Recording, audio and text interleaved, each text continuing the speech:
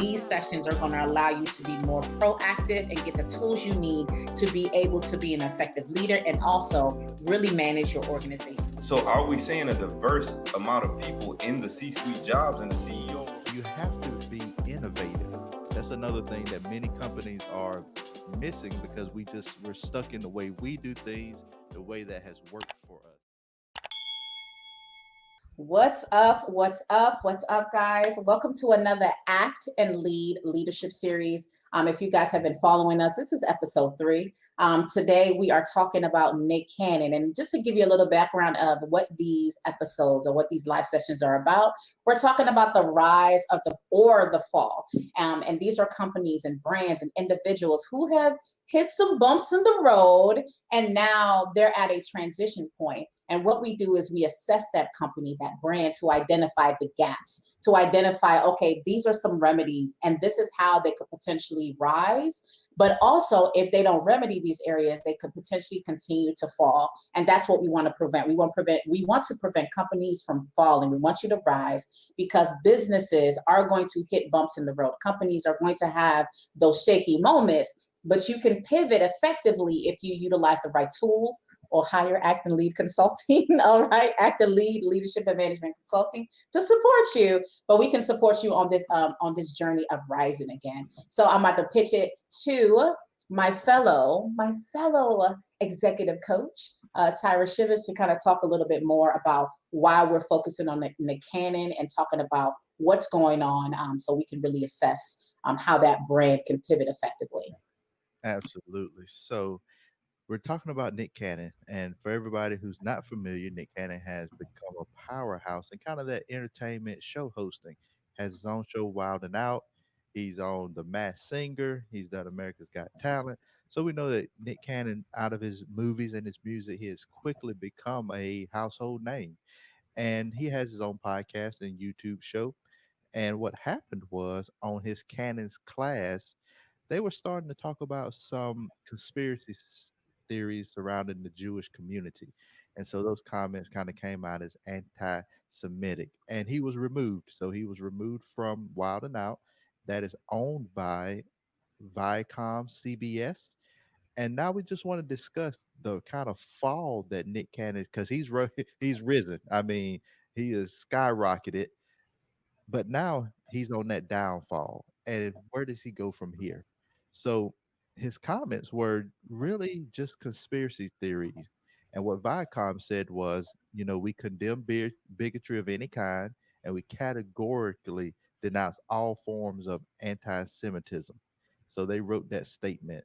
They said they spoke with Nick Cannon about the episode on his podcast, which promoted hateful speech and spread anti Semitic conspiracy theories. They're deeply troubled that Nick has failed to acknowledge or apologize for perpetuating anti Semitism, and we're terminating our relationship with him. So, even though we may have thought that Nick Cannon owned Wild and Out, since he was kind of that creator and that creative force behind it, he did not own it. It wasn't his. He had been removed from it. So, what do you guys think about it? Have you heard about it? Let's talk and discuss a little bit about what's going on with Nick Cannon. Yeah, I mean, I'll kick it off. I mean, what did he say?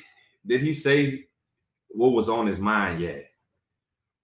Could he have posed that in a better way? Absolutely. Because one of the things that you have to think about is, if we're really trying to get rid of, and I've been doing this exercise with a lot of people, like we talk about racism and we talk about like, different cultures or like anti whatever, right? If you switch, for some of y'all out there, y'all immediately hear the word racism, and then you shut down, you build a wall, and then you're like, oh, I'm not trying to hear anything you're saying, right? Because I heard this term the other day. It said, you know what? People are just trying to play the victim, and I'm tired of them playing the victim role, right?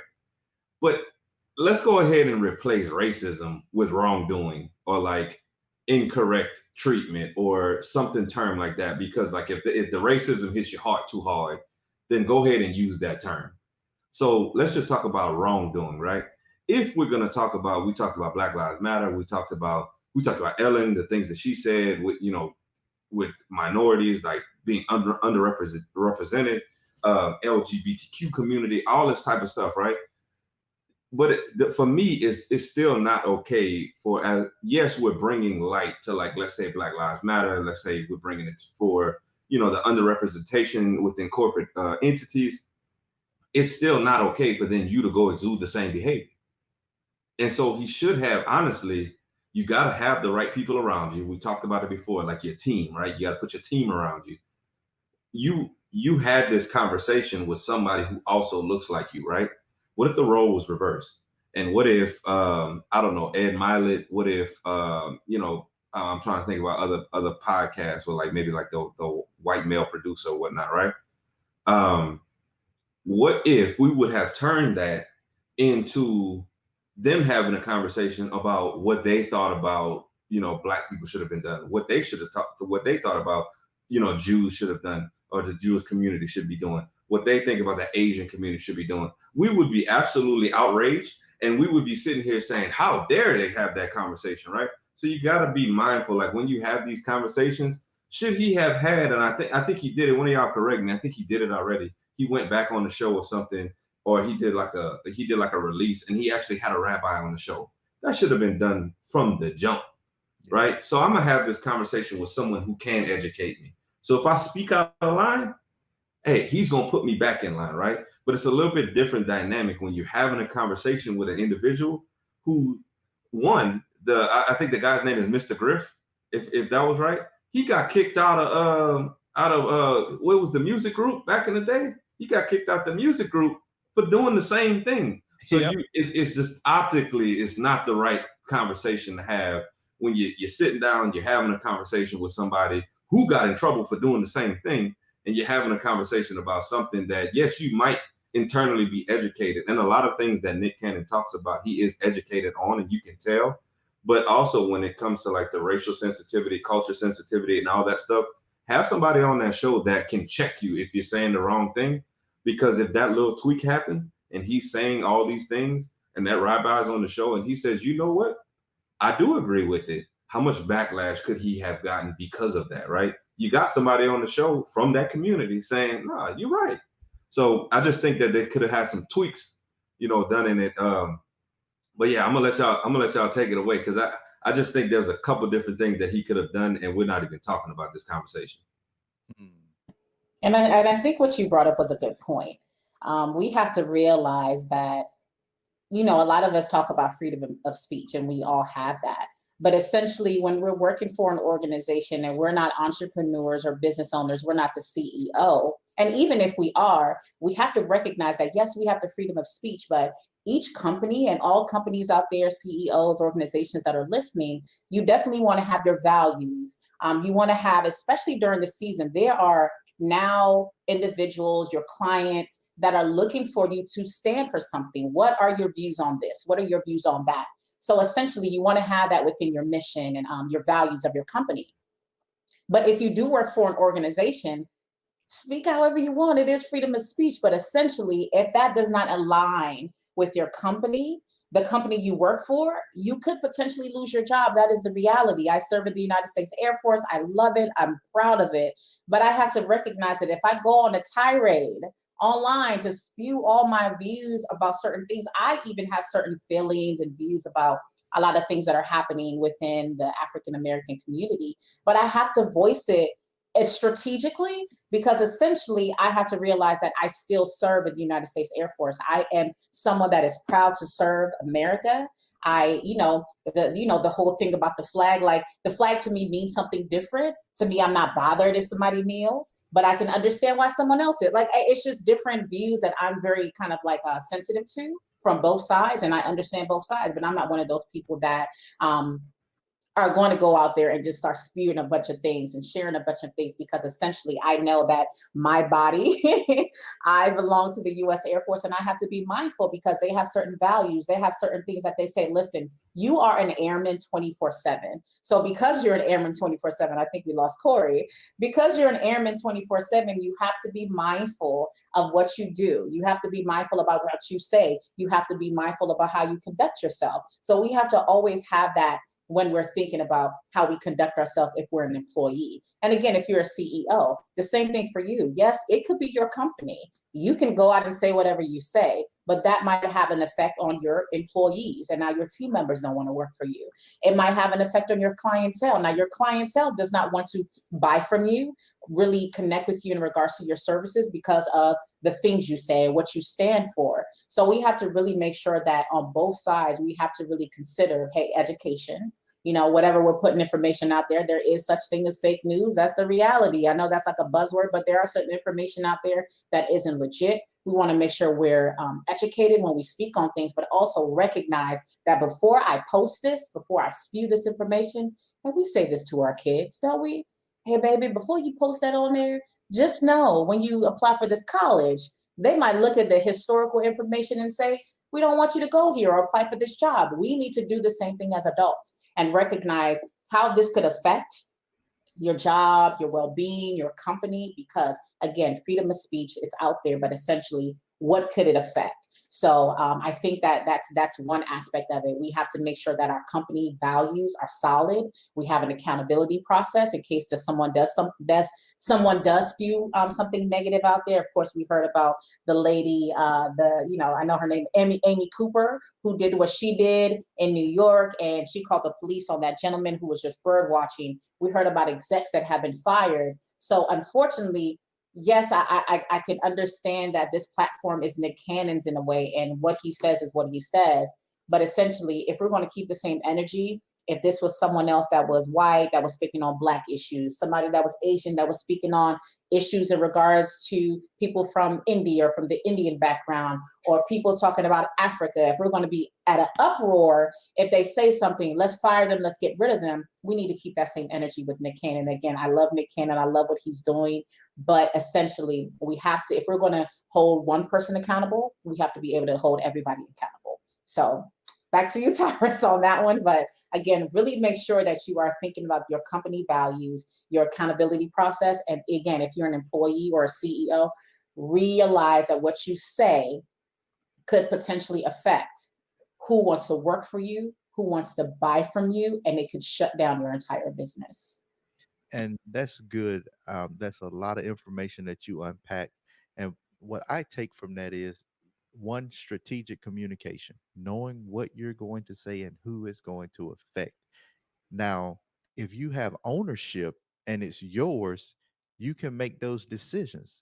We all know that there are radio shows and podcasts that they spew their own theories and they have their own shows and they have their own following. But when you don't own something, he owns Cannon's Class. That's his. Wild and Out is not his. It's owned by Viacom. Viacom's president and chief executive officer Robert Bakish is a white male. Alex Burkett is the executive vice president, white male.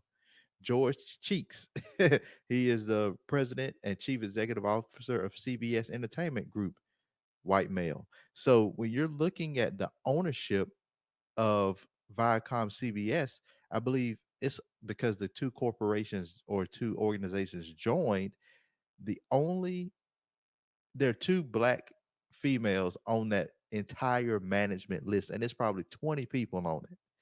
Nick has to realize that I have bosses that don't necessarily look like me.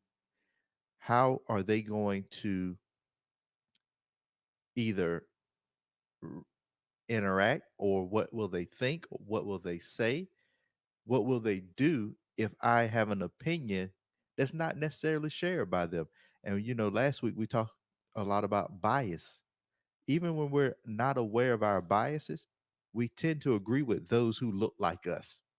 And it takes a conscious, deliberate, intentional effort to think outside of that and to really see, okay, Nick was expressing his viewpoints from some things that may have circulated around his community. They don't care about that.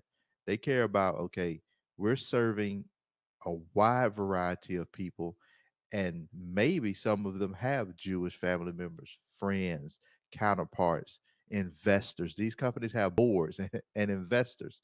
So they're not just looking out for the employee, so to speak, they're looking out for the shareholder. And Nick Cannon is an employee.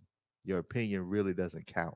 And I think that when he was upset, he asked for Wild and Out. You should give me my company. I built it. It should be mine. Give me ownership. That's the type of stuff that you got to handle up front in your contract. One of y'all take that away. What do we think about contracts? Nick Cannon not having ownership in a show that he really built. Yeah, I mean, it happens every day in corporate America, right? That's your intellectual property. And you sign these NDAs, you sign these non-disclosure agreements, right? That, whatever you create within this company, it's mine. I own this because you work for me. And those are the types of things where you have to protect yourself sometimes. And in his realm, it's a little bit easy. And I know there's probably some people listening that saying, well, I work for Chase Bank or I work for whoever, right? And I can't necessarily tell them, this is my information. Let's go sign a contract because I can keep it, right? I can't necessarily do that. He has a little bit more flexibility because in the entertainment industry, you can negotiate that type of contract. You can put forth the wording that says, hey, if I ever got to go take this show somewhere else, I own the rights to, the platform, the name, the layout of whatever the show is. So I get it to a certain level. Can we walk into a building at an everyday job and say, this is mine? And it's happened to me before. I roll out a process. Maybe that process isn't correct right now. And then all of a sudden, like about a month later, 2 months later, 6 months later, they're like, man, that department's really booming right now. And I'm like, oh, so what y'all do?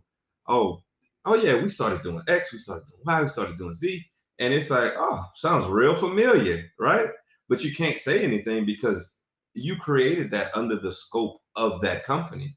So you got to be mindful of, like, when you start to create these things, you're pouring into a company, just realizing that you can't quite come back if you've never negotiated that, if you've never signed any papers, and just be outraged and say, well, it's mine.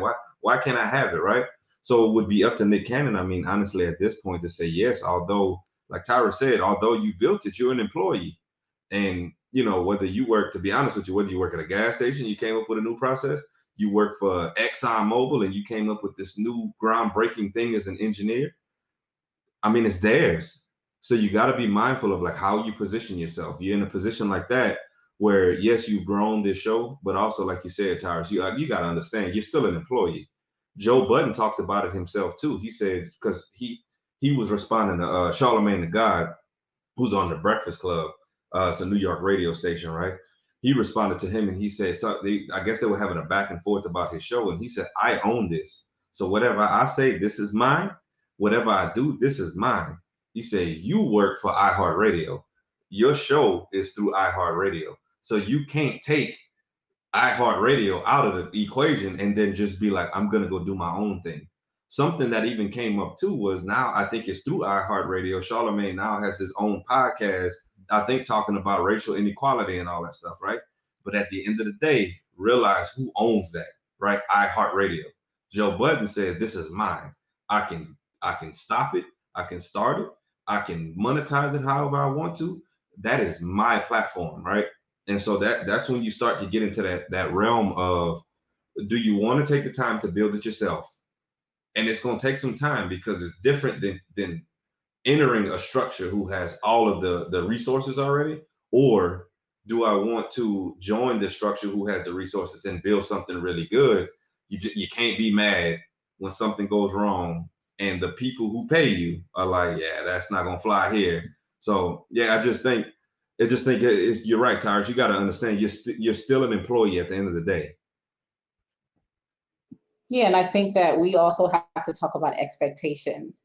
I did a training and we talked about that. A lot of times we have these expectations that we've never communicated. I talked about expectations being realistic. We can have realistic expectation and unrealistic. And in order for you to have realistic expectations, you have to take the feelings out of it and look at the facts and identify and make sure that you've had the conversations with all parties involved. Okay, if you go into a company and you have this great idea that you want to launch, when you're interviewing, when you're having that conversation, ask those questions. What happens in most interviews? They always ask what? Do you have any questions for us? Mm-hmm. And a lot of people are like, no, or you might ask, like, maybe there's those generic questions from a list that you found. But a lot of times when we're interviewing for a job, we're looking at it like, hire me. But we have to also go into organizations and companies and say, are you a good fit for me? Okay, I'm such a great asset. I need to make sure that you're a good fit for me, instead of, oh, I need you to know that I'm a good fit for you. So really make sure that when it comes to expectations for the organizations you work with, the partnerships that you connect with, like even for us, when we built this and started coming up with these ideas, we had a conversation. Hey, what is the bag going to look like? Okay, how is it going to be split? Okay, if we come up with a idea, how are we going to be able to do this? Like we talked about the nitty gritty in the beginning. So if you plan on going into a company and creating a partnership, or going in and you have this amazing product, have those conversations. And a lot of us might feel uncomfortable asking that question in the beginning, like, okay, if I bring this in, can I get a cut of it? Because you don't want to make that be the reason why you don't get the job. But then on the other side, be open to understand that because you didn't ask that question, that company can say, we never said that you will get a piece of this. If you create it and it's embedded here, it's embedded here. Like it's no, I mean, we never said in the beginning that we were going to give you a cut of you implementing this new program or this process. So that just make sure that's something that you're discussing with your team members, not with your team members, but something you're discussing with, the people that you're in partnership with. Maybe when you're, sitting down with your leadership and you're having that conversation and say, hey, I plan on creating this program. Is there a way to create a partnership? And then again, realize that when you think about expectations, make sure they're realistic, because you have the conversations, you've gotten the clear understanding. So when things go awry, you're not like, okay, well, no one ever made me a promise, or I didn't assume that this was going to happen. And I think a lot of us go into things with assumptions. So what Tyra said made a lot of sense. When you're talking about contracting, or if you have this great thing that you're going to put together and you're in a partnership, maybe you're a CEO and it's like 3 of you guys and you guys are coming together and you're like, co-founding something. Have those conversations in the beginnings, create that structure, those values, even when you're hiring people in. Okay, if we do want somebody to come in and build this program, we need to make sure that our contracting, the verbiage on the ad is right, because I need them to know that you're not getting a cut of this, okay? If you create this, it is what it is. So again, as we're rebuilding or as we're creating companies, because maybe you're somebody that's thinking about going into entrepreneurship or starting a business, as you're restructuring your companies, really make sure that you are thinking about these things as you go, because again, the needs of the future generation is different. They're looking for that constant feedback. They're looking for more input, but when they give that input, it needs to be clear, you ain't getting a cut of this, and that's just the reality of it. So again, we need to make sure our expectations are realistic versus unrealistic. And I think a lot of us assume things without having a conversation. And then unfortunately, we're a little upset when things don't go the way that we expected, even though it was an assumption. Watch this though. Check this out. So I was just about to say that, we work with these small businesses too, right? So in the transition of the small business, a lot of those people say, like, one of the things that we'll train people on, like, what are you doing currently, right? So everybody's like, what's this gift? I want to find my gift. I want to, figure out what it is that I need to be doing, right? Well, what are you doing right now? What do you have the most experience in? And so I was talking to an individual. He said, well, I've been shadowing the company owner for this, right, for like the last 3 years, and we've been getting close. And so he said, like, I want y'all to catch this as a level of ownership that will never be yours unless you actually negotiate that. Don't just hope that it will happen, right? Like, don't just pray that maybe one day I'll get this thing. The individual told me, he said, I've been shadowing this owner. He's been teaching me the business. He's been teaching me the ins and outs and everything, right? And then the next thing he said was, he's old right now. Maybe by the time it's time for him to retire, he'll give me the business. I said, pause. Maybe. Stop. Right.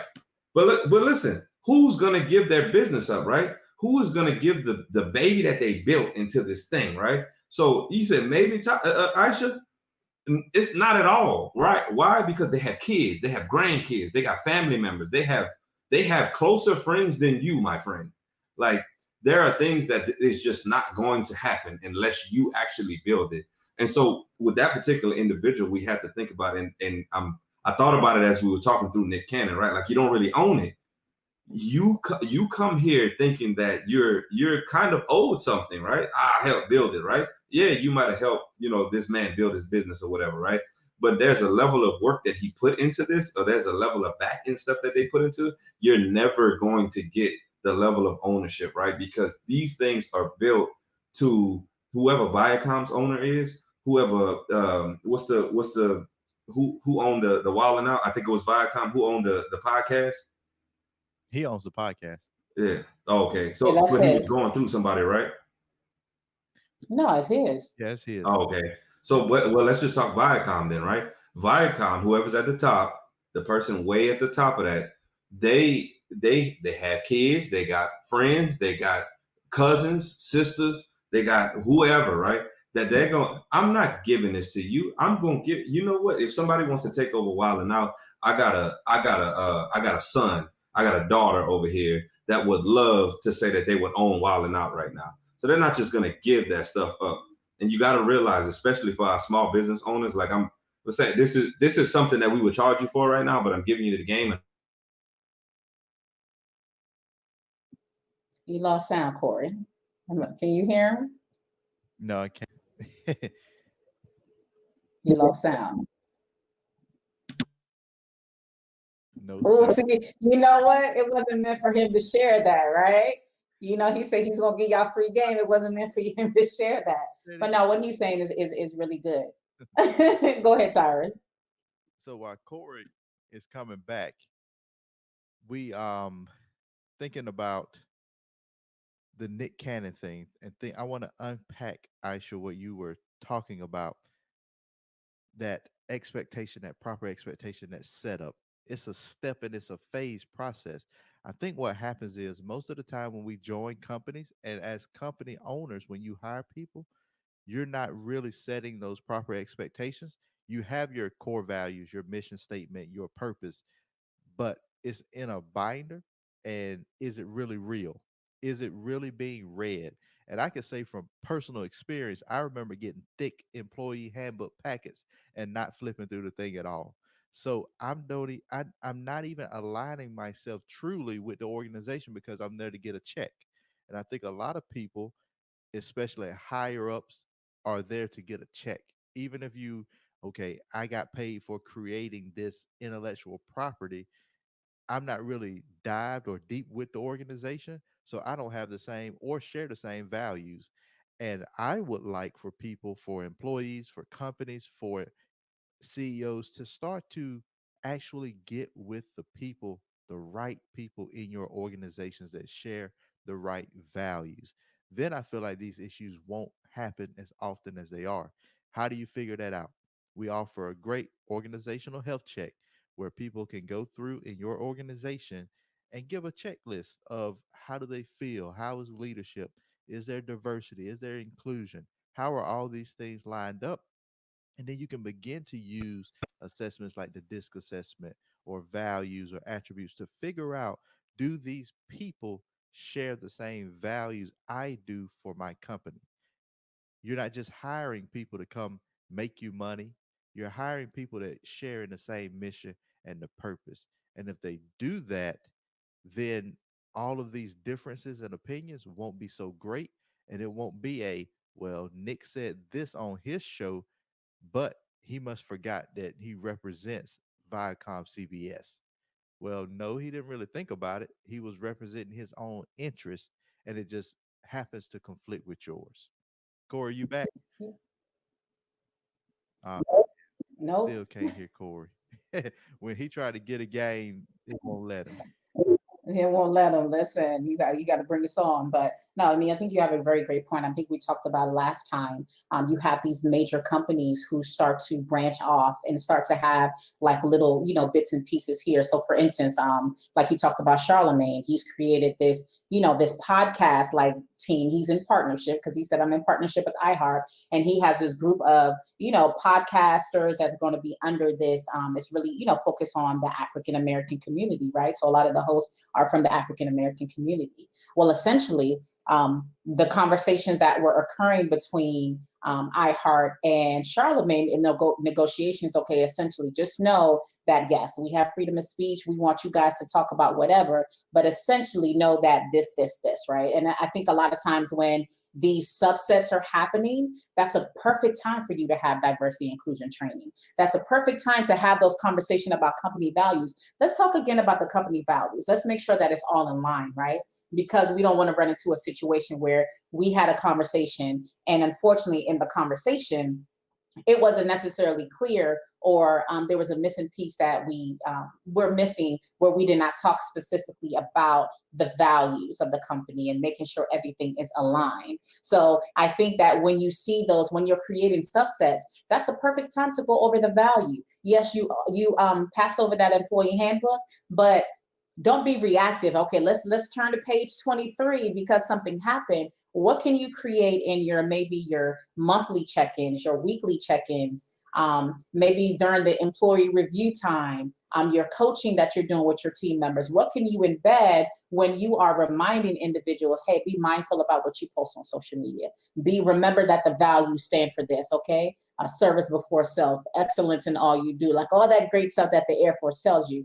Make sure that you're conducting yourself in this way, like just setting that as a reminder versus it being, here's an employee handbook, or here's an annual CBT, computer-based training that you got to take, and you hope that the person remembers everything. Even in the military, before somebody deploys, they have to go through all that training again. Why? Because they want that information to be fresh. They want them to be new. They want it to be prepared. So when you're deploying something new in your company, deploying new subsets, what are you doing to make sure that you do a refresher? Do something where you're talking about company values and all those different things to ensure that you don't run into these issues later on. Because I think this is one of those conversations that maybe we forget to have with our team members, where we talk about company values and talking about the mission and the vision and making sure that we're constantly functioning in the aspect where those things align versus, again, the assumptions or, oh, I just didn't know. Well, it's on page 23, you're fired. What kind of conversations are you having as a leader to make sure your team members are, again, aware of these things so you don't run into these issues later? You back now, Corey? No? Okay, back to you, Tyrus. So I'm thinking about what you said and how it's so true. And it just goes into being proactive versus reactive. Even the largest of the organizations or the biggest, largest companies seem to be reactive. Ellen, something was said, something was done, then, oh, now we're going to take away the show, bring in diversity inclusion training, and now bring her back. Why does it seem that all of these companies are just reactive? Why is it this, if they so called have, and Aisha, I want you to answer this question, think about it. Do you think if we were in a different period of time, would people still, or would these things still be happening? Because years ago, there was no cancel culture. There was no, we're going to end your show. There was no real attack on the corporation. Now these companies seem to be, okay, we're going to fire him. I mean, Nick Cannon said what he said, and it was a couple of days later, he was gone. There isn't even a retraining process. It's a, we're just immediately going to fire you. So I'm trying to figure out if these companies are being reactive just because of the culture, the time period we're in now, or are they truly finally seeing that, you know what, we haven't been fair. We don't have diversity and inclusion. We're not giving people the tools needed. And another thing to add on to your answer list, how can they become proactive? What do they need to do? What do they need to set up? Yes, I think companies are 100% being reactive. I mean, they're being, because just imagine someone says something and you're getting all your shareholders calling you and saying, what just happened? Like we're not, we're gonna pull out money. This needs to be addressed right away. So even when you're dealing with your shareholders, you even have to think all the way to your shareholders, the people that are investing in your companies. Do they understand your accountability process? It's so important. So yes, right now, to ask the first questions, companies are definitely being reactive. And is there a process that a company can go through to ensure that they have a fair and equal process. Because again, you have certain people that assume, because again, if we say that companies should do like a retraining phase as soon as someone says something discriminatory, then how do the black people might feel if somebody uses the N word and we're like, we're going to put them through a retraining process and they can come back on air? No one's going to have that. And vice versa with other communities. Someone says something that's offensive to women or the Asian community. And not only that, I think that we also pick and choose. A lot of companies or organizations might pick and choose what is super offensive, right? So it might be super offensive to say something against the African American community, the Jewish community, the Asian community, but you guys don't keep the same energy when it's something in regards to women. Or you don't keep the same energy when it comes to someone from the LGBTQ plus, IA of sorry community. Like it's a pick and choose. So it's going to be important that, again, as you're reorganizing, right? Because again, if we think about the generation of the now, you really have to look at the shape of those generations and what they came up around. A lot of them came up around the time of segregation. A lot of them came around the time where, listen, you being here and y'all being here and y'all talking crazy, like that separation was the norm. Now we're shifting into a new generation where there's an expectation for diversity. There's an expectation for now accountability. So there's these different expectations that's required now that a lot of companies are going to have to go back and really start looking at their processes, those institutional processes, and start identifying like, okay, when we come out with this diversity, inclusion, and equity process, they're going to have to talk to their shareholders about it. They're going to maybe have to cut ties with certain shareholders because those shareholders might not fit the values that you're trying to move forward with. Because again, a lot of people will stay in relationship with people because of money. But again, if the clients that are buying the tickets, that are going to the games, that are investing, that are actually purchasing your products, if they see otherwise and you have a shareholder that, yes, they bring in that $1 million in and they're investing, but their values don't align. So long term, will it be better for you to let go of that shareholder? Like, you know what, this ain't gonna work. This is just not gonna be a good partnership. So I think, again, a lot of companies are going to have to go back and restructure, really look at their company values, really look at their accountability process, sit in their board meetings and break down and saying, this is how we want to go about making these shifts. Start making their boardrooms and their executive and their C-suite teams more diverse, because now you have voices in those communities can speak to, okay, I know you guys want to address this area, but not this area. So this is how this might look from our perspective. Let's have somebody in there from the Jewish community in there. Let's have a woman in there. Let's have someone from the African American community. So when you are coming out with these new values and these accountability measures, you guys can really have a deep, great conversation about how to move forward. But it's really going to be a step-by-step process that a lot of companies are going to have to do versus just pushing out a statement, to make sure that their shareholders, their stakeholders, their board members are all on board. So when they officially roll it out, it's no backlash in the different layers. Like, you guys came out with this statement,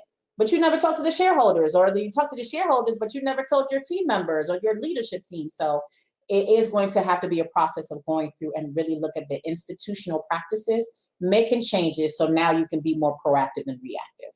That's good. That's good. Corey, you back? Oh man. Look what happens when he tries to give away free game. Is listen, it's not meant for free games to be taken out. Yeah. And that's good, Aisha. That is very good of stepping through, trying to figure out, okay, how do we change? Because that might be the question. How do I now take my organization from where it is to where it needs to be? And for Viacom CBS, what do we have in place for our employees to retrain them so that now this Nick Cannon thing won't happen again? And honestly, from my perspective, I would have not fired him. I would have sidelined him. We remember in back in the 60s when the Honorable Elijah Muhammad told Malcolm X, don't speak on the president's assassination. Don't speak on it. Malcolm X said, you know what, chickens come home to roost. He spoke on it. He was sidelined. He had to take some time off, no ministering, no face, no anything. We got to distance ourselves from you for a little while, let you go back through the process, and then you can come back. For these organizations, I think firing happens so fast because they don't have that process in place to retrain you on what you said. So let's just get rid of you. And then if you can come back later, because now I did read on Nick Cannon's part that he issued an apology and he said, I must apologize to my Jewish brothers and sisters for putting them in such a painful position, which was never my intention. But I know this whole situation has hurt many people, and together we will make it right. Now, right after he put that out, he said that he added that he tried to reach out to Viacom CBS chair, Sherry Redstone, who is like the chair, the owner, an assertion that Viacom CBS called absolutely untrue. But I've seen recently, now they're talking about perhaps having a conversation around bringing him back. So, as an organization, as a company, when you're creating your values, your mission statement, your purpose, you know who your target client is, your audience. As you create those repeatable systems and processes, those standards, start to build in your leadership development, your diversity and inclusion. And don't think of it as a negative. It's not, oh, I got to do something else for other people. No, the more diverse your base is, the more perspective you have, the more innovation you'll get. And as you continually develop them, they're going to become an asset, and assets don't want to leave a great home. Liabilities, they'll go, they will quit. But if you truly pour into your people, you will begin to create a culture, company culture, that's positive and that helps you grow. And even if someone makes a mistake, we're not asking for perfection. You'll have a system in place to be able to train or retrain them. I know in the military, you go through certain things, you get some articles, you go through a retraining process. In companies and corporations, you don't do the job right, you go through a retraining process. Let's do the same for our unconscious biases, for our opinions that may not be popular. Let's have some kind of training in place that will have us more aware. And real quick, before I throw it back over to Aisha, I watched a show called Hacking Your Mind, and it talked about unconscious and implicit biases and how it's not because a person's racist, it's not because they're mean or hateful, it's because they have been conditioned by being surrounded by their close tribe that they're not even aware that they're making unconscious decisions about other people because that's just how the brain has created and operates. We're not even recognizing it. So don't think of diversity, equity, and inclusion training as a negative thing. Think about it as a way to bring light to things you don't even realize. And you can't do that if you're on the inside of the box. You can't read the label on the outside. You need a team, someone that is trained in biases to help you read that label, get your people outside the box, and start thinking in a different direction. That's good. And I mean, and it's needed on in all tiers because, just like I did a training for some business leaders and I talked about, we even sometimes can take our biases with our clients. You get on the phone with someone or you see someone walk into your store and you already assume that they're not going to tip or they're not going to buy. And, and it's just based off of how they look, or it might be their skin color, or it might be because maybe, 3 weeks ago, somebody that looked like them had, you had a bad experience with them. So we make all these assumptions. And again, we have these downloads that are in our unconscious that now it's showing up in how we support our clients. And now you don't even realize as a leader, it's showing up how you support your team. So you might gravitate towards certain team members versus another team member. And it has nothing to do with their race. It has to do with their behavior style, right? We talk about the this person might be an introvert and they're like probably really uncomfortable like myself in environments with a lot of people, and you see their face or you see them in the back corner and you assume that they're stuck up or they don't like to interact. No, right? Actually, right now I have anxiety because I have all these strangers in the room and I'm actually extremely shy, right? But we make these assumptions about people based off of their race, their color, their attire, their social economic status, not recognizing that we have to truly get an understanding of people on a deeper level. So just like Tyra said, I mean, even in the military, before they discharge someone for fitness, right? They have a bunch of fitness failures. It goes to multiple tiers of individuals. They review the background. They look at the documentation. Okay, when the person had this first infraction and this first failure, what happened? And even when they have the first fitness failure, there is a remedy because they've incorporated a fitness program. They call it Get Well program for them to go to. They show up maybe 5 days a week, 7 o'clock in the morning, go work out with people. They work on their running, their push-ups, their sit-ups. So essentially when they take the test again, this doesn't happen again. And again, we don't think about the accountability process, but also the remedies. Okay, if somebody does this, what's phase 1 of the accountability process? Okay, what's phase 2? Once we get to phase 3, okay, you've done this enough times where now you have to get booted. Or also create the accountability process where these group of things, you're immediately fired. Like for instance, if you have a drug test that you become positive for marijuana, you don't get no say in that. You are going to be discharged from the United States Air Force, okay? Period. So there are going to be things that you're going to have to create that you'll have the tier 1 discriminatory things, tier 2, and I know it might sound crazy to say that, but again, it's going to be important that you create an accountability measure and a process so you're not reactive. You're really, he's back at the end. Do we have some? You just gonna mess up my flow. No, but because you're not reactive, you're proactive in your measure. So it's gonna really come with you coming up with a process. So I don't know what part you're going to jump in on because you're just jumping in. But what we were talking about just now is the process that a lot of organizations need to go through to embed a process, an accountability process, and also not maybe where they're just firing someone immediately, but maybe like some measures that the person has to go through.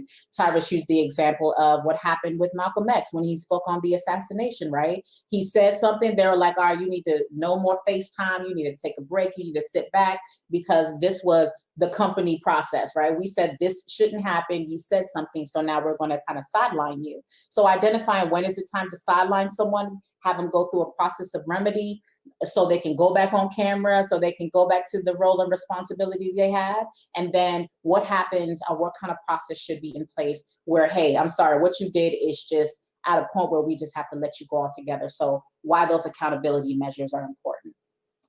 I think it starts with the problem I just had, right? Like sometimes you just got to stop and restart, right? And so for them, it's like,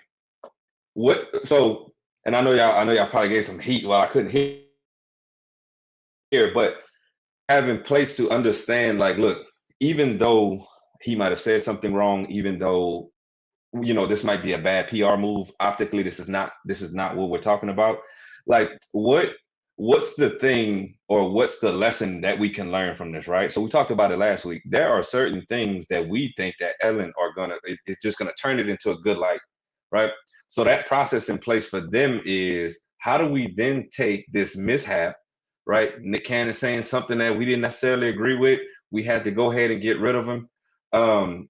Could they have taken it to a spot where they said, you know what, we don't like what he said, but let's shed light on it, right? I think we're in this cancel culture where we always just, something bad said, you're out of here. You did something wrong, you're out of here. You tweeted something wrong, you're out of here. We have to start taking these situations and saying, how do we turn that into a good light, right? How do we turn that right around? And I'm thinking about the hokey pokey right now, right? Like you put your whole self in and then you turn yourself around, right? And then you put something in place to say, you know what? That was bad that he made the comments. Even if you got to get rid of him off the show, right? It was bad that you made the comments. Nick Cannon himself, you know what? I'm sorry that I made these comments. He then went on the show. That was one of the measures that he had to take, was he went back on the show. He got somebody involved that could educate him, right? Those are the types of things that you have to put in place to say, as a company, yes, the action was made. Yes, the thing was done. Yes, the words were said. The tweet was sent out. The social media post was given. How do we spin that into a light to show you that, as I had to stop and restart my computer, right? Sometimes you got to stop and restart your company. Like sometimes you got to stop and then say, moving forward, this is what we're going to do, right? This is the plan in place. A lot of companies nowadays, we stopped. Let's put this ERG group together, right? That way we have these chairs and co-chairs and allow these people to be able to voice their opinion and have people, be heard, right? You go to other companies, it's like, hey, We didn't even have diversity inclusion training before that. Like, let's go see who we can find to be able to help us out to be able to facilitate this, right? Like those are the types of measures that you have to not don't even think about. Oh my God! The term that I always used to use was don't put lipstick on a pig, because you don't want to just be like, oh well, to cover this up, we got rid of this person. To cover this up, we're no longer doing this, or we're no longer streaming this or showing this, right? Don't put lipstick on a pig, right? It's still a pig at the end of the day.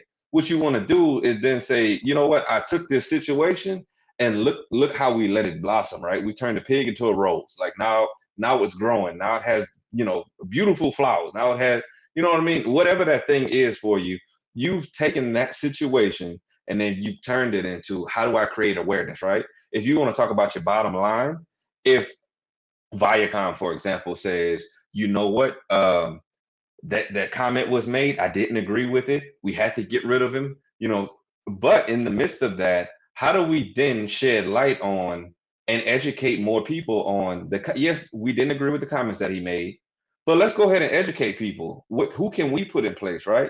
Can we have necessarily, although um, we're not partnering with Nick Cannon anymore. Can we put something in place, an educational video, a movie, a short film, a TV show out or something that will shed the light on what he was talking about wasn't necessarily correct. And I'm not saying that we're doing it to bash him and drag him down on the ground, right? But what we're doing is taking a situation where other people might be thinking this thing, right? Deshaun Jackson in the NFL, he said similar things about the Jewish community, and the backlash was on him that he came out and said, "Hey, I'm sorry." He actually went to the Holocaust Museum with Julian Edelman, who's part of New England Patriots. They went and educated him on what that really looked like for them growing up, like what it really looks like for them today.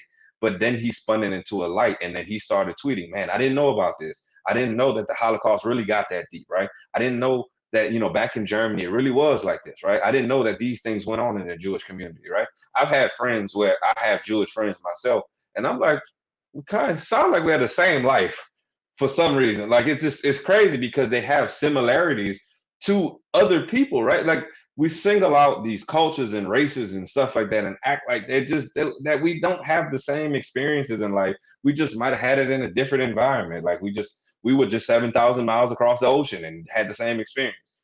It's okay, but shine the light on it.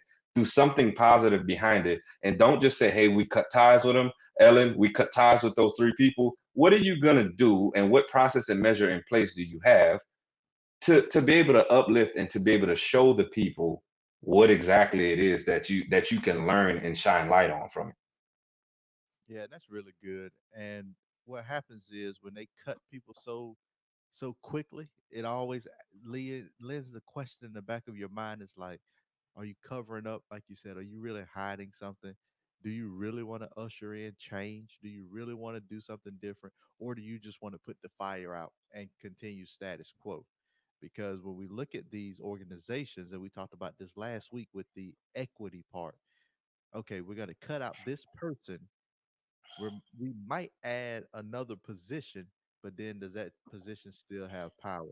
And as we get ready to wrap up and as we start to pivot, do we think, well, before we even go to the rise or fall, I just have to ask this question because it's something that I always think about with ownership and equity. Hosts, especially those of color and women, when they don't own their shows, but they are the driving force behind it, the creative mind, are they being exploited? When we look at these companies as an overall that have a lock on the industry, they're rarely any black owned, woman owned, other minority owned companies out there. And even with when you have money, it's a different story.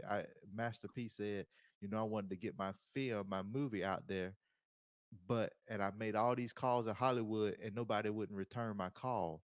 I got my own money. I'm not asking them to fund anything, but they wouldn't call. But I called one of my white friends. He made a phone call and the doors opened up.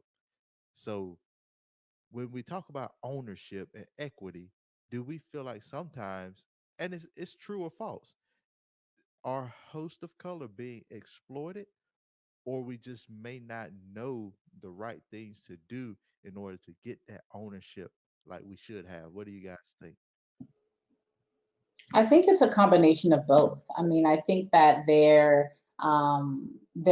you know, I watched a video and it talked about, yeah, you know, rappers can talk about, you know, the same crime in the same community, but as soon as you mention anything about popping mollies or, you know, sexual assault, oh, can't talk about that, but you can talk about killing each other.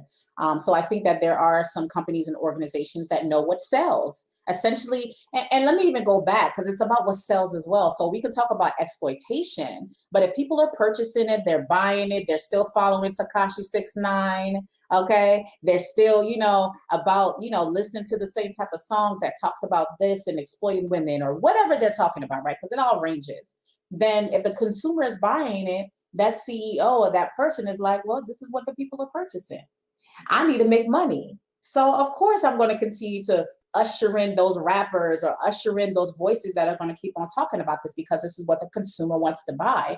And I think as consumers, we also have a responsibility as well to make sure that if we want to have certain type of things that we want to expose our families and our children to, we have to really be conscious of what we're purchasing and what we're listening to.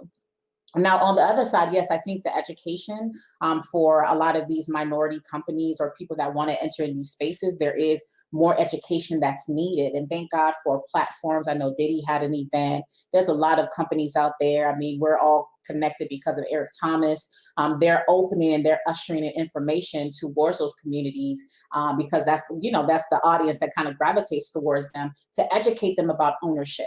And shout out to Tyler Perry. I think he broke the glass ceiling as well because he was able to create something and have a whole studio that people can shoot films. And he is a African American individual. So you're talking about a portion of equity. Equity is required, it's needed. But then the consumer from those communities also need to make some shifts and changes and say, you know what, let's start pouring more money into this individual because we know by pouring into money and if Master P was to create a Master P studios, right? And I like that. Studios, right?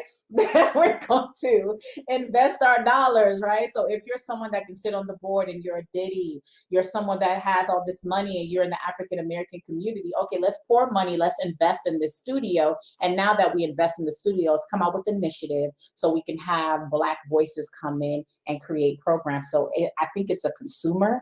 The consumer drives so much. And the more the consumer can drive their dollars elsewhere, now we can have more buying power, more say power to say, we would no longer stand for this. We're going to invest in this individual. So when they build up, we can start driving our business there and our traffic there. And now everyone else is going to have to show up and come in line with that.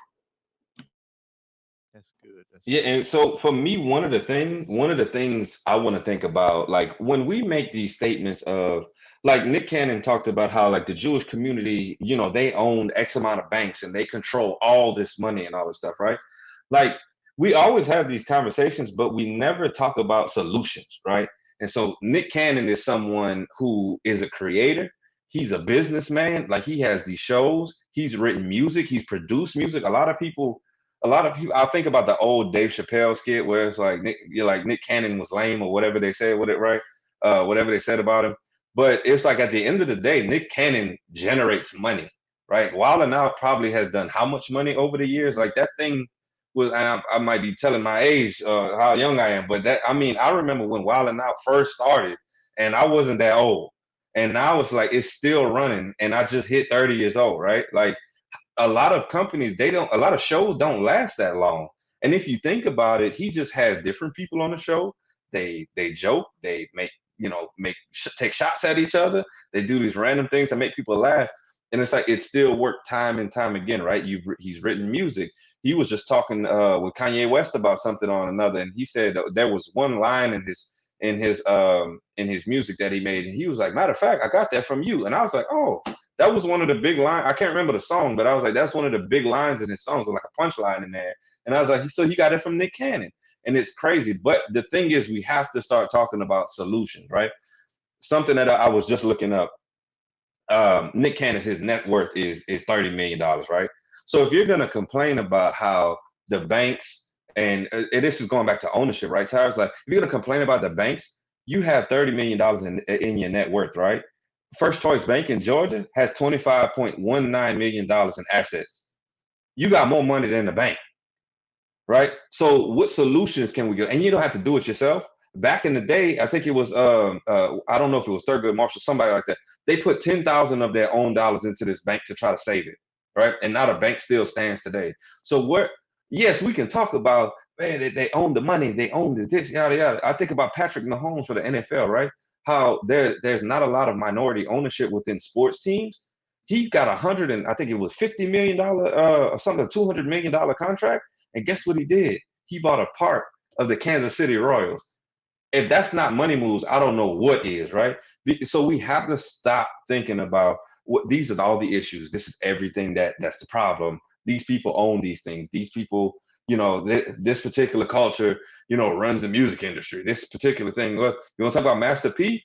If y'all have not watched the Master P documentary, Master P was the first rapper to get I think it was 80/20 or 85/15 distribution deal, right? No one was doing that. Everybody was signing $1 million deals, and the label owned all of your music, and you got like 5 or 10% of whatever that profit is, right?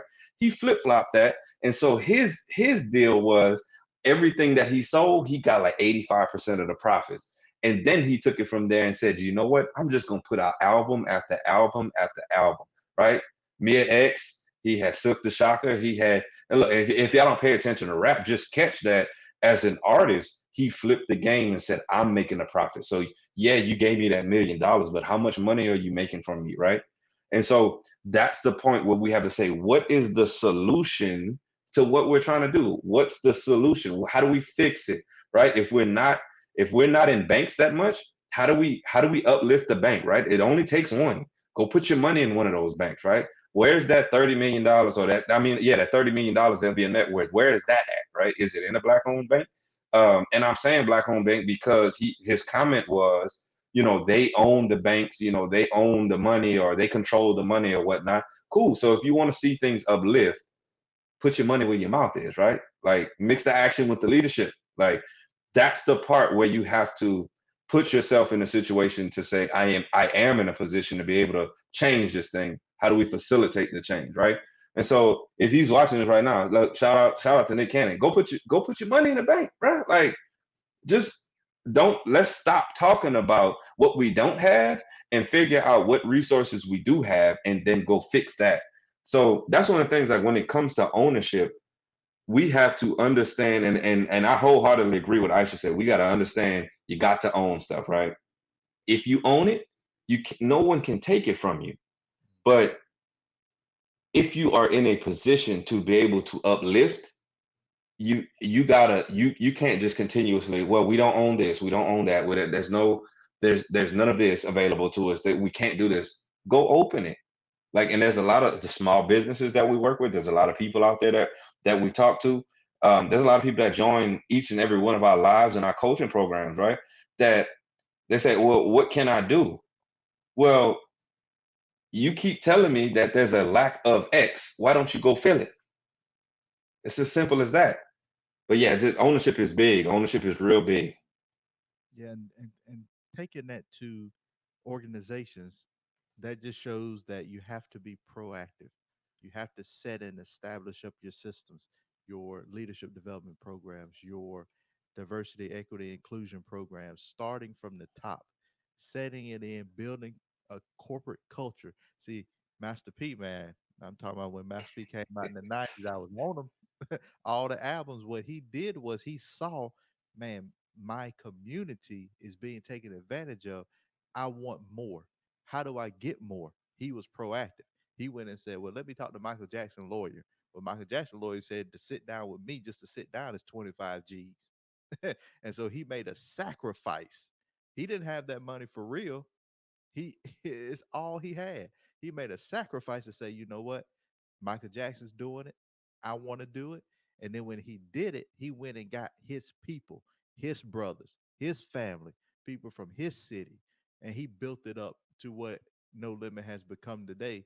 And then Cash Money followed right in behind him and did the same thing because now the gateway is open. As an organization, When you have leadership development, DE&I training at the forefront, and you're proactive, and people see how great my company gets together, how great people vibe, everybody's, included, everybody has a seat at the table, our talents are being used. When people look at your company, now you're the one who's setting that standard, and all the other companies can begin follow suit instead of everybody playing the reactive card and catching up. Cancel culture will end your company in today's world. You don't have to go there. You can always set it up and include everybody from the beginning to have that beautiful atmosphere that all of these companies have in their employee handbooks. I don't think I ever read an employee handbook that said, well, our company just don't care about people and we just gonna do this. No, start living the words out, take action, act and lead. And now to close it out, what do you guys think? Nick Cannon rise or continue to fall? I think he's a creator. I think I think he's a businessman, honestly. And you get to a point in life, realistically, that when you know how to pivot, whether you have money or don't have money, you know, that I think the average millionaire has gone bankrupt at least once or something like that. You know, when you can create and you can like put things in place, I think he's going to rise. I don't think there's anything that's going to slow him down. I think if anything, it's just going to push him further. And then probably the next 4 or 5 years, we have forgotten that he ever, got kicked off of Wild 'N Out, because I can see his own version of Wild 'N Out coming out. He makes a couple tweaks, and all of a sudden that's overshadowed what he had before that. Yes, yes. And I do think that he definitely has an opportunity to rise. One of the first things he did was educate himself. And I think that it's about the action that the person takes afterwards. I mean, we talked about cancel culture and how people can, look at stuff that you said years ago, but you have to realize that people evolve and change. Who I was 10 years ago is a totally different person than who I am today. So there is a education and a learning process people can go through, and just by education, getting exposed to it, getting that understanding, talking to people in those communities for them to say, you know what, I was wrong. And we have to allow people to do that, as hard as it is. Trust me, sometimes I'm like, cancel them, I'm done. I'm like, no. But the reality is, especially being someone that's of faith, there is a strong belief that people can change. It just requires them to do some education. So it all depends on what the person does afterwards. And I think when the candidate immediately educating himself, apologizing, and really working through, really learning, from his mistake, I think that he is on the right track and he will 100% rise. It's just moving forward, making sure those expectations are clear, and knowing that moving forward, maybe it is time to really shift to that space of ownership. And I agree. I believe I give him a rise based on both of what you guys said. He's a creator. He knows how to create. He knows how to move. He knows how to bounce back. He then took the right steps, the right actions to correct himself and to move forward.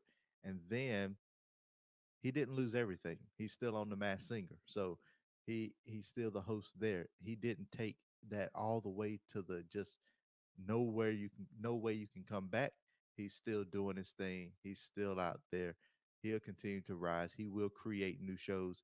If the thing doesn't work out with Viacom and CBS, let's be honest. Nick Cannon was Wild and Out. It is his. If they don't bring him back, it will go away eventually. They might try a new host or two, but it'll go away because the people follow him on that show. It just wasn't the show. And I'm sure that, like Corey said, he will be able to create something very similar. Maybe have to change the name since he doesn't own the name, or, get his own intellectual property. He'll be able to come back. I give him a rise. Close us out, Aisha. Yeah, so we appreciate you guys tuning in. Again, we're here every week on Saturdays, 12 Central, 1 Eastern, and that's where we're going to continue to talk about companies that hit bumps in the road. And why is it important? Because if you're entrepreneur, if you're a business leader, you're in that transition point, it's so important that you have to recognize that bumps in the road will happen. You might have like a slip dip, right? You might not fall all the way. You might dip, but essentially there's always a way to rise again. It all just depends on how you remedy the issue what actions you take to make the shift, and now you can see yourself rising again. So we appreciate you guys tuning in. Again, make sure you like, subscribe, like this is YouTube, but this will be on YouTube, right? Like, share this information to other leaders that might need this information, and make sure you connect with us. I know Corey has a saying that he said last week that was really dope. So, throw that out there, Corey. Yeah, this is act and lead, right? Like we mix action with leadership. Yes, we mix action with leadership. So again, make sure you reach out to us if you want to maybe inquire about some consulting, some coaching. Hit us up at actleadconsulting.com, actleadconsulting.com. All right. So we appreciate you guys tuning in, and we will see you guys next week. Bye. Peace.